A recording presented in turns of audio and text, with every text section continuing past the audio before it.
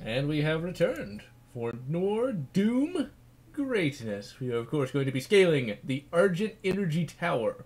It's actually one level that I am rather fond of. I just like big bridges. I like big bridges, and I cannot lie. Along with trains. And if you mix the two, well, that just sweetens the deal. I don't know, I'm a big fan of, like, big architecture that you can actually, you know, visit and do something with. I'm a big fan of the train level.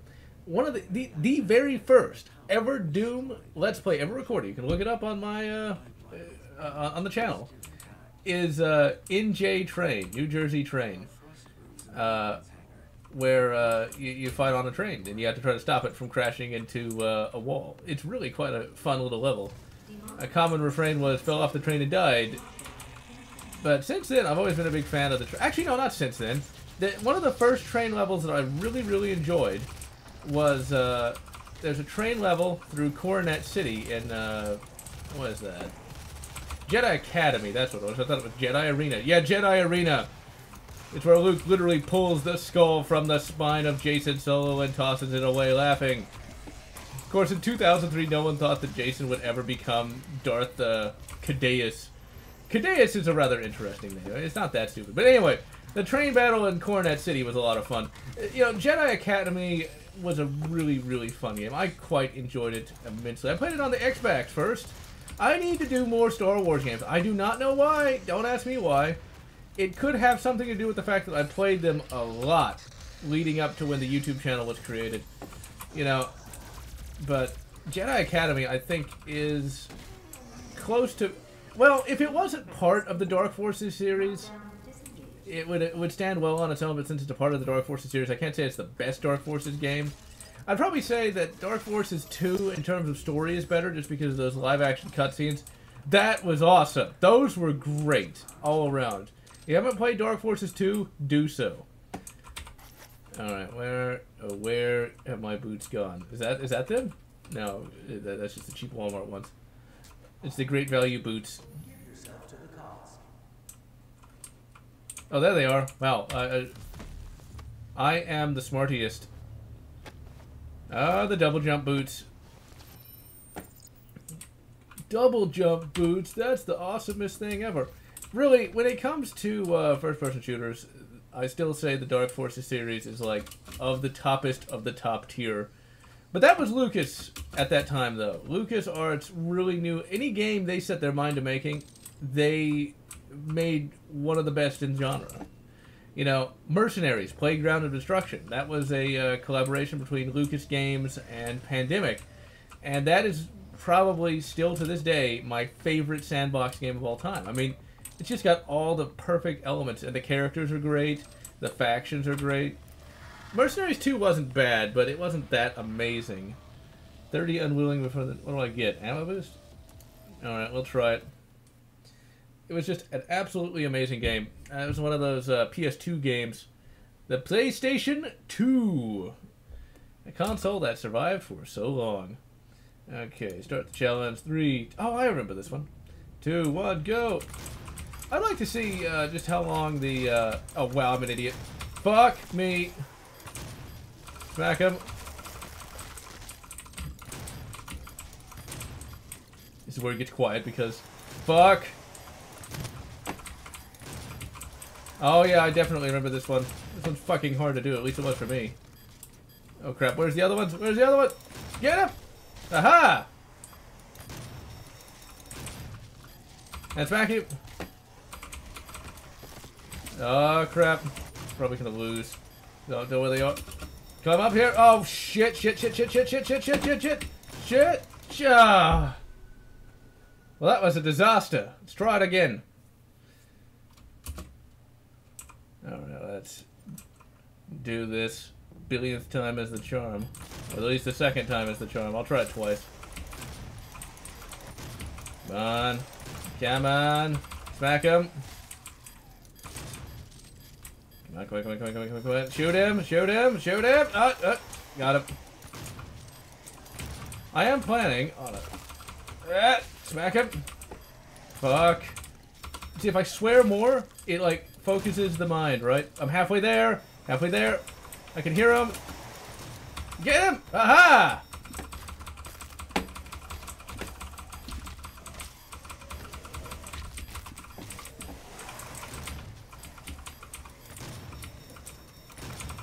Come on, let me kill him!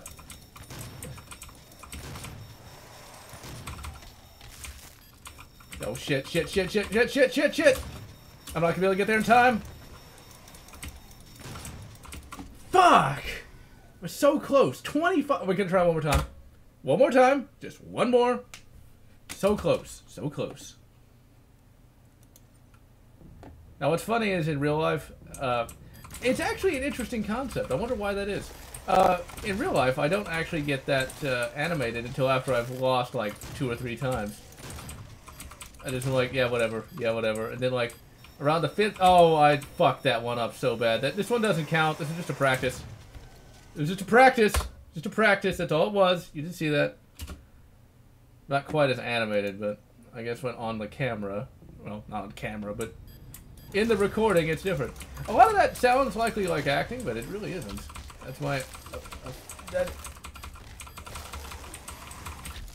all this for fucking extra ammo that I don't really care that much about?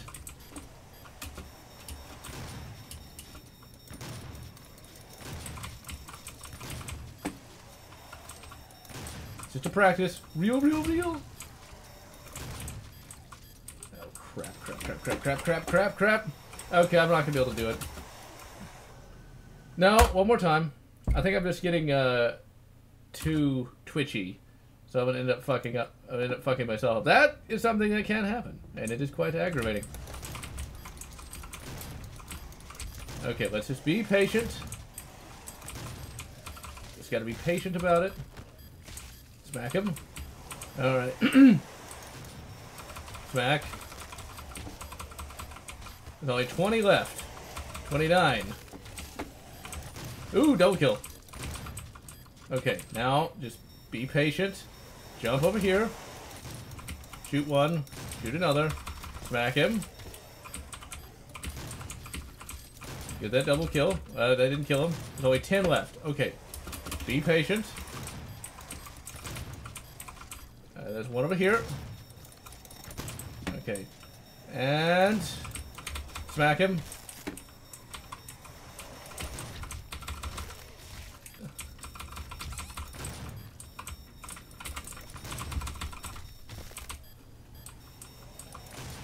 Oh! Alright, we got the ammo boost. It wasn't even really worth it, but, you know, that's why they're there. They're there for a little extra challenge. Well, now my brain has to just kind of calm down for a moment. But back to Dark Forces. Dark Forces had some really good... Dark Forces, all of them were just superlative FPSs. See, it's like, you can't even say they're good. You have to say they're superlative. It's a word that's not commonly used. So therefore, it just goes to show you how awesome it is. It requires a special adjective. Oh, where the hell do I go? I think it's up here. But they are superlative FPSs. Jedi Academy really got it. Really got the Dark Forces everything down right. But since it didn't really star Kyle Katarn, huh? He didn't spend the entire game styling his hair. Did you style that beard, man? That takes like a whole team to get right. But since it didn't star Kyle Katarn, I mean, is it really a Dark Forces game? Now, that game got a lot of things right in terms of not nerfing Kyle Katarn. Because, like, okay, herein lies the problem when you have legendary characters like that. Now, in the Disney Star Wars, which I'm sure a lot of people like, but they nerfed Han, they nerfed Luke bad.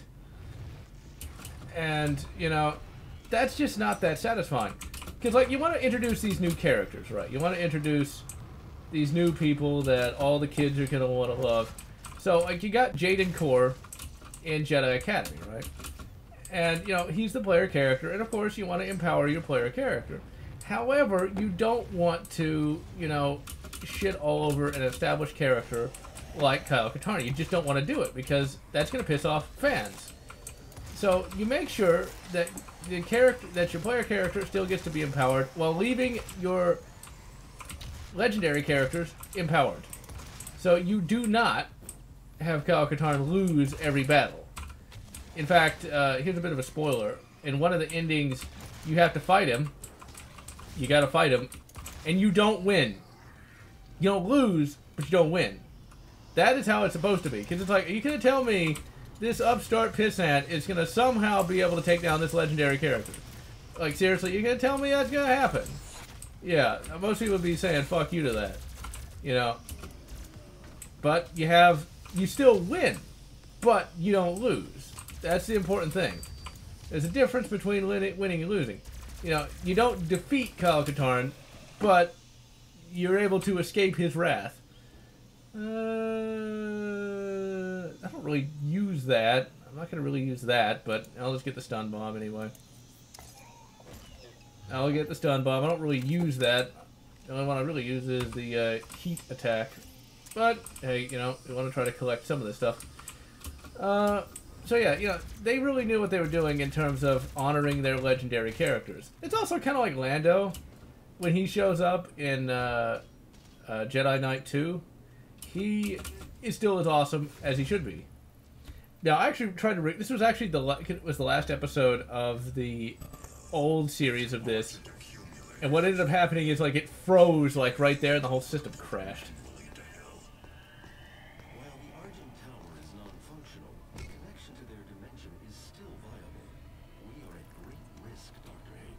Oh, sure he is. Just put on a bloody, you know, metal claw and half a face mask, and you'll be okay. I mean, seriously, that's all you gotta do. That's why, you know, it's...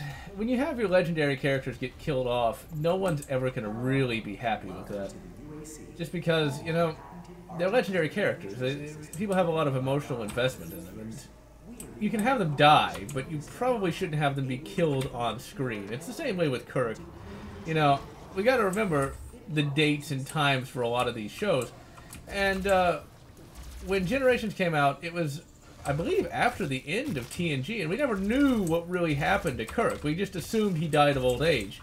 And it was left open to your imagination as to how, you know, the legend that is Kirk died. But then then come Star Trek Generations, and you have that really lackluster death. And the originally, his death was going to be even more lackluster, being shot in the back. You're like, tell me, he went up against fucking gods and won, and and you know what? And fucking, you know, Alex DeBarge shoots him in the back. You know, you can tell me that that's something that you'd want to... That's what the fans want. You know, at least it was Alex DeBarge. For those who don't know, Alex DeBarge was a character made famous by... oh crap, just shit! You don't have auto change? Fucking kidding me? And smack him! Made famous by Malcolm McDowell. Malcolm McDowell is a great actor. He's very good as Alex DeBarge. And, of course, H.G. Wells in the criminally underrated Time After Time. They tried to make that into a TV series recently, and apparently it tanked. I didn't see it. But Time After Time is absolutely excellent. Absolutely love that movie. Hell, in that movie, Sherlock Holmes actually picks up... well, okay, let me explain the plot. Yeah, because it's a really obscure movie. Here's information about the plot that you probably wouldn't know. Okay, Sherlock Holmes goes back in... Okay, invents... Not Sherlock Holmes. That was his alias. H.G. Wells is the character that is played by Malcolm McDowell. He invents a time machine. The time machine was real! And he goes into the future of 1970, whatever, in search of Jack the Ripper, who initially stole his time machine, but the time machine always goes back to its original time. And ultimately, while searching for Jack the Ripper, he ends up buying a pistol, which is a Star Model BM, which I thought was really awesome. Although it's identified as Korean War Ordnance. Sure it was. Oh, but it was a really good movie. I really enjoyed it immensely. I highly recommend checking it out if you're looking for a nice, obscure 70s era movie. There's a lot of stuff that happened in it that would never happen today, like ever. And there's a little romance in it as well. And it just really was a great little movie. It's one of those that you just really wouldn't see today. Although I take that back. You might see that today thanks to Netflix. The new Mancubus. I still like the D3 Mancubus myself. I like the D3 monsters anyway. Just because they just looked so like something out of a Todd McFarlane kind of thing. Because they had that grunginess to them. What I think Quake has had much more of an impact than people think it does when it comes to a lot of monster designs and a lot of gameplay. I mean, hell, we got the goddamn quad damage right here. Quake is much more than just rocket jumping in multiplayer. Especially for someone who didn't play it multiplayer until 2010. No, 2011, I should say. But if only there could have been a real Doom movie. You know, I still don't know. I still don't know why people like Doom the movie. I have no clue why. It's like there is not a single redeeming quality to that movie. None of the characters are interesting. The plot is absolutely boring, and it was one of the. It's a early 2000s movie. While the games were great in the early 2000s, the movies weren't as good. You know, they seem to forget, you know, how to make an entertaining movie back in that era for some reason. Because, like, okay, these days, if there's a Doom movie, there would be an epic ending. There would be... Well, okay, well, I'll put it that way. Take a look at the difference between Power Rangers from 1990, whatever the fuck it was, to Power Rangers 2017. The worst you can say about Power Rangers 2017 is it was generic. But it took itself seriously enough to where, you know, there were epic battles and stuff like that. There were no epic battles in Doom the movie. There were none. There was one. And you know what? It was a punch-up. That's it. Okay, you got Doom, a first-person shooter franchise, and what do? You have a punch-up. The plot is a rip-off of Resident Evil. Resident Evil, that movie was complete shit as well. I know people really like to hate on Resident Evil Apocalypse. I liked Resident Evil Apocalypse. Why? You may ask. Because Resident Evil Apocalypse had an epic battle at the ending. There's some good action throughout. There's some character development. Not much, but some. You know, Jill Valentine's in it. Yeah, she's basically plays the proverbial second fiddle to Alice. But you know what? At least she's there. You know, of all the Resident Evils, I think that is by far the best. Because it doesn't feel like Resident Evil, but it feels the most like a movie. That's really the same reason why, oh god damn it, I'm an idiot, I wasn't paying attention to that. But it's really one of the reasons why Mortal Kombat 1 is such a entertaining movie, is because it's a movie. You know, you have characters, you have villains, you have, you know, this thing called a plot and characters. You know, I know these are strange concepts, but they exist. You know, you have Liu Kang as the protagonist, and, you know, he kicks the crap out of Shang Tsung, and everybody lives happily ever after. And, you know, they had an epic battle played as a laugh with Johnny Cage and... Actually, no, that was more of an epic battle than you think. Now that I think about it, Goro versus Johnny Cage was actually a pretty decent fight. And it ended in a hilarious manner, in keeping with Johnny Cage's character. Yeah, she'll never be able to close. See, that's one of the things I hate. I can tell that's a bit of bad storytelling. Anytime you say never, well, why never? Why exactly could you never close it? It's because it just is. Well, no, there's probably a way to close it. It's just really difficult. So yeah, and I think like we end up actually closing it. And can I climb? Oh, I hope I don't die just because we had to go all the way back, and I hate going all the way back because it annoys me. But Doom the movie, where were the epic battles? There were none. Not a one. And the punch-up wasn't even very good. And it's like, the movie almost insults you. It really does. It's like, one round, and he misses badly. You know, there's like 30 seconds of a Doom movie in that movie when, like, The Rock is, like, shooting one zombie with a chain gun. It's like, couldn't we have had that happen more than once? And yeah, there's a first-person shooter sequence. Whoop-de-fucking-do, as Hudson would say. It's like, okay, you know, wouldn't it have made more sense to have interspersed this first-person fighting throughout the movie instead of at the very ending? Because, okay, the whole movie is just boredom. Ah, fuck me.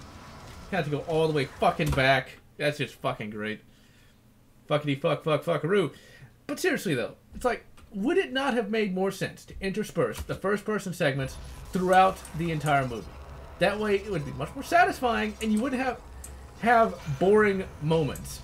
You know, a movie needs to be able to keep up its momentum. Okay, we don't have to go all the way back, thankfully. That is quite good.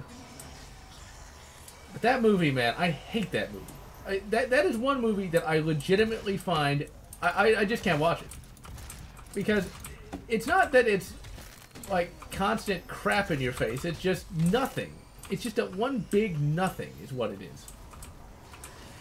Well, I got that off my chest. Even Street Fighter 2 is a better movie than that. And Street Fighter 2 isn't very good. It's another one of those movies where it loses its momentum like halfway in. The only thing that really saves it is Raul Julia, and that's about it. And he's actually, thankfully, in the goddamn movie. It's not like he shows up for 5 seconds. There's a lot of movies where people like it, despite the fact that what they really like is about 5 minutes of the whole goddamn movie. Case in point, I used to say how much I liked Lost World Jurassic Park. I was like, oh, it's better than Jurassic Park. No, it's not. It's a piece of shit. The only reason I liked it was the hunter sequences with Pete Postlewhite, Postle blah blah blah blah blah blah, Pete weird name, and his hunter buddies with all the cool vehicles. Let me tell you this: when you're a kid, you see those cool vehicles driving around, you love that shit. And then, you know, fucking Malcolm shows back up with his fucking eco buddies. It's like, who gives a shit about them? Who really cares about them? Nobody. You know, there's some decent dino chases, but overall that movie's just not very good. It doesn't lose its momentum. No, actually, I take that back. It does lose its momentum shortly before the T-Rex chase is where it really kind of runs out of steam for a little bit. But then it picks it back up. You know, they got the guy shoveling coal. No, he's not shoveling coal. He's shoveling wood. It's a wood-burning train. It's shoveling wood, and he shovels some wood in it, and it starts picking back up again. Like they had to stop and cut down some trees. You know what? I'm gonna fucking cut you up. But, you know, it's like, he cuts down a couple trees, you know, and they shovel wood back into the boiler, and it starts going up again. Jurassic Park 3, it's a real slow burn, that Jurassic Park 3.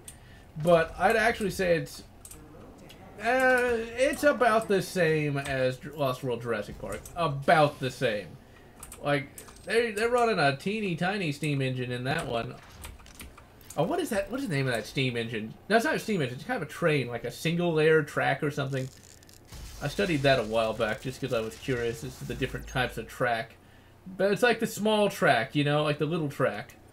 I don't know which one it is, but it's the tiny track. That's what it is. That's it. It's a very small steam engine. Is the Jurassic Park 3? It's not a shit movie, but it's not a good movie either. It's, once again, the characters aren't that amazing. It's saved by I can't remember his name. The guy who played Grant. He's a very good actor. The kid isn't annoying, thankfully. And the dino chases aren't that bad. But they're not that good either. The big problem with a lot of these Jurassic Park movies is the action really isn't that good. It's just dino chases. Like, really, what you want when it comes to some of this stuff is you want to see the humans actually fighting. And you don't really get that. You know, after Pacific Rim, it's really hard for me to enjoy a giant monster movie. It really is. Because after Pacific Rim, it's like, it's just kind of boring, you know? It's like, I don't really care that the humans are running around. It's like, well, why can't they have giant robots and, you know, fight the giant monsters?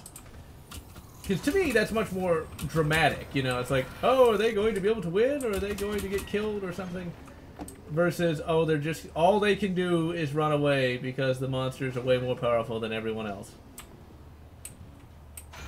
Because it really is, it doesn't have much for story growth, okay? And shoot out the cable, impregnate the thing, and here we go. That's one of the things when it comes to power levels. You really have to have proper balancing with some of these characters. You know, like if the good guys are gonna lose every battle, it's just kind of boring. Now, Gate does the opposite. Gate has the good guys win every battle, but it still is able to make it dramatic by having, you know, politics and stuff like that. That's how you can actually have some... Aw, man, I thought he was gonna get melted by that thing. Oh well. That's how you can have some drama when it comes to an overpowered faction. At least have them have some weakness.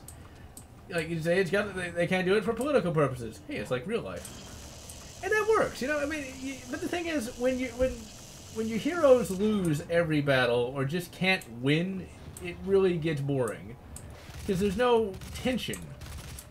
So, like in Doom the movie, there's no tension because nothing's happening.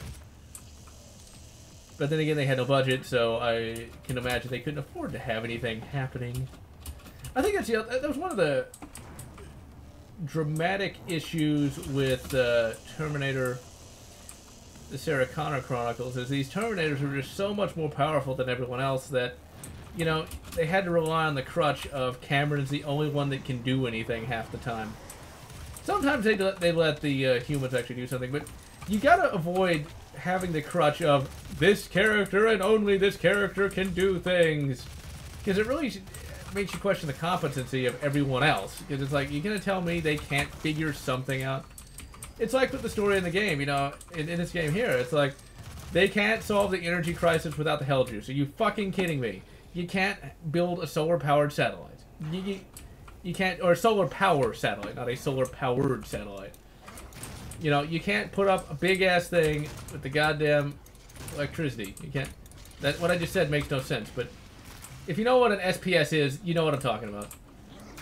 It's hard science fiction. It's like, you can't do that. You just can't. You can't build a shitload of dams. You know, you can't do that. You know, it's like, one of the reasons why we still use refined petrochemicals is because it is cheaper. It doesn't mean it's the only thing we have. Because there's a difference between it's the only technology we have and it's just cheaper. Refined petrochemicals are far cheaper than anything else right now. You know, but if we ran out of refined petrochemicals, we of course would be able to utilize, you know, more advanced energy generation technologies. Hell, we have never forget that we do have that nuclear power exists. Nuclear power exists. So if we made a shitload of nuke reactors, there you go. Boom, done. Boom, done. It's the same way with like space travel. I mean, I guess it's the ignorance of the writers. They don't know that this stuff exists. It's like, if we really needed to get out into space, the technology exists to do just that. It's called the Orion Drive. It uses nuclear pulse propulsion.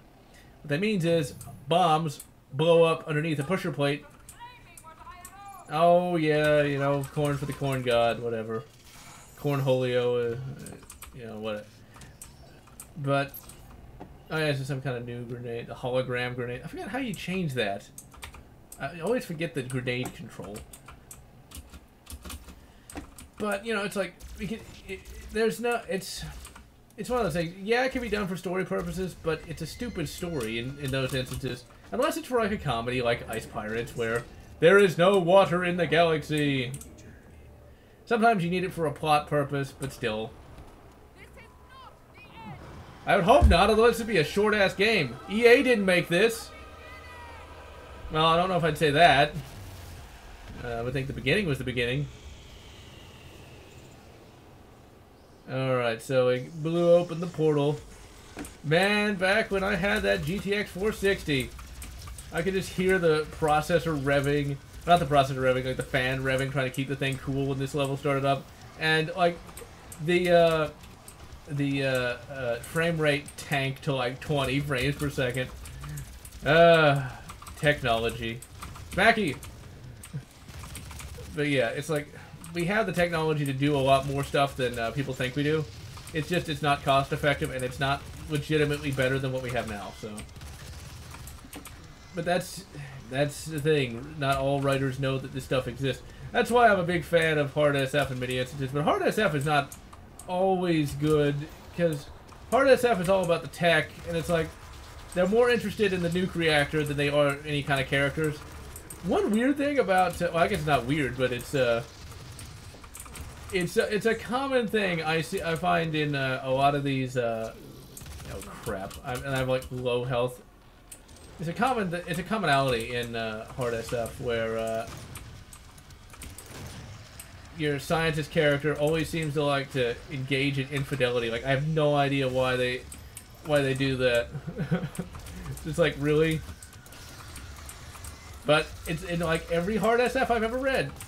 And then like, you know, some hard SF, okay, here's a story for you. Alright, so, it's half past the future again. Humanity has found... Shh. So my body just gets sucked into hell. Humanity found like this alien spacecraft, right? And then the book meanders to the main character's wife suffering from lumpus. And I'm like, okay, wait a minute. if this was like a drama book or something like that, okay, fine. A drama book. Well, I'm certainly well read, but you get what I mean. Some kind of human interest book, you know. Okay, fine, but I want to read about the spaceships in my, you know, science fiction book, not the main character. And it goes on a long ass time too, where the character's wife is dying from lumpus. It's like, well, that makes me want to finish reading the fucking book. Like, lumpus, why? I don't even want to know that that exists. It does. I forget what it does, thankfully. I couldn't finish it. I couldn't finish the book. I don't remember what the name of it was. It was written by Gregory Benson. It's supposed to be one of his most famous books too. That's why I like buying books at the half-price bookstore, so I don't feel like I paid $10 for a book that I'm never going to finish. But lumpus, come on! It's like, it sucks you in with like, and then they found this alien spacecraft, and like, it's so cool, and oh, lumpus. And you know what else is funny about some hard SF stuff? It's going back to this same book. Okay, since it's half past the future, of course the main character has like this weird like this polygamous marriage. As we get dragged into hell, the last word I say is polygamous marriage. Alright, ladies and gentlemen, I am, of course, GeneralLotz. Wish you good polygamous marriage, or whatever makes you happy.